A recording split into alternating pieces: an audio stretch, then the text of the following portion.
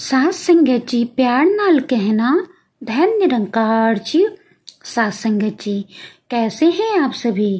Comment box में ज़रूर बताइएगा। आज उपस्थित हूँ एक बहुत ही प्यारी साखी के साथ। उम्मीद करती हूँ कि आज की साखी आप सभी को बहुत ही पसंद आएगी। तो आइए आज की साखी सुने। सास संगत जी, एक बार की बात है, एक गांव में एक महान संत रहते थे। वे अपना खुद का आश्रम बनाना चाहते थे, जिसके लिए वो कई लोगों से मुलाकात करते और उन्हें एक जगह से दूसरी जगह यात्रा के लिए जाना पड़ता था।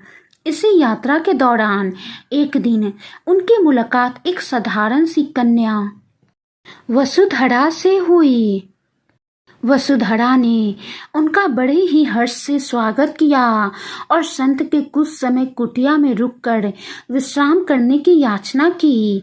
संत उसके व्यवहार से बहुत खुश हुए और उन्होंने उसका आग्रह स्वीकार किया। वसुधरा ने संत को अपने हाथों से स्वादिष्ट भोजन कराया और उनके विश्राम के लिए खटिया पर एक दरी बिछा दी और खुद धरती पर टाट बिछाकर सो गई।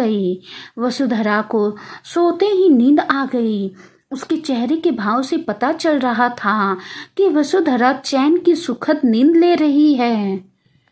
दूसरी तरफ संत को खटिया पर नींद नहीं आ रही थी। उन्हें मोटे नरम गद्दे की आदत थी जो उन्हें दान में मिला था।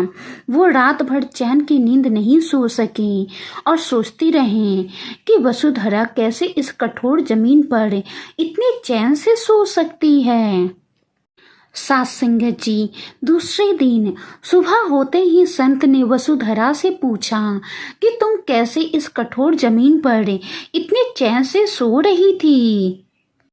तब वसुधरा ने बहुत ही सरलता से उत्तर दिया, हे गुरुदेव, मेरे लिए मेरी ये छोटी सी कुटिया एक महल के समान ही भव्य है।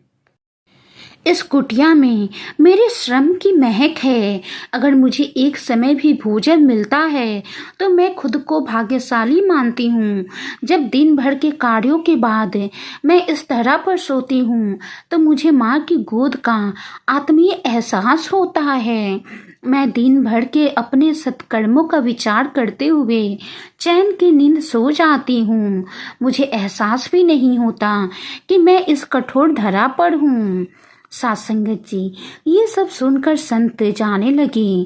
तब वसुधरा ने पूछा, हे गुरुवर, क्या मैं भी आपके साथ आश्रम के लिए धन एकत्र करने चल सकती हूँ? तब संत ने विनम्रता से जवाब दिया, तुमने जो मुझे आज ज्ञान दिया है उससे मुझे पता चला कि मन का सच्चा सुख कहाँ है। अब मुझे किसी आश्रम की इच्छा नहीं रह गई। ये कहकर संत अपने गांव लौट गए और एकत्र किया धन उन्होंने गरीबों में बांट दिया और खुद एक कुटिया बनाकर रहने लगे। सास संगत जी, आज की साखी बहुत ही छोटी सी है, लेकिन सोचने वाली बात है कि जिसके मन में संतोष नहीं है, सब्र नहीं है, वो लाखों करोड़ों की दौलत होते हुए भी कभी भी खुश नहीं रह सकता। बड़े बड़े महलों बंगलों में मखमल के गद्दों पर भी उसे चैन की नींद नहीं आ सकती। उसे हमेशा और ज्यादा पाने का मोह लगा रहता है। और इसके विपरीत जिसके पास जितना है उसी में वो संतुष्ट है, सब्र है, धैर्य है। जिसे और ज्यादा पाने का मोह नहीं है वो कम संसाधनों में भी खुशी से रह सकता है। इसीलिए सास संगत जी, जितनी चादर हो उतने ही पैर फैलाने चाहिए।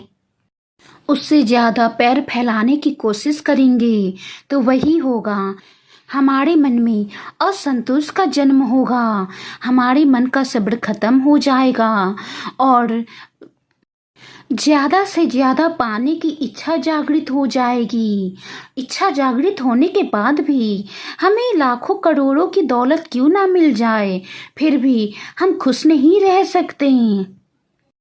ना ही हमें चैन की नींद आ सकती है, क्योंकि हमें और ज़्यादा पाने का मोह लगा रहता है।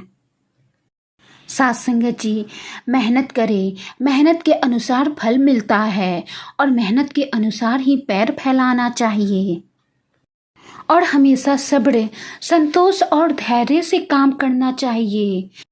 इससे हम चैन की नींद भी सो सकते हैं और हमारा मन भी शांत रहता है। साथ संगत जी, वाणी में कोई गलती हो गई हो तो बख्श लेना जी। आज की साखी कैसी लगी कमेंट बॉक्स में ज़रूर बताइएगा। साखी को लाइक करें, ज़्यादा से ज़्यादा शेयर करें। साथ संगत जी, प्यार नाल कहना, धन निरंकार जी।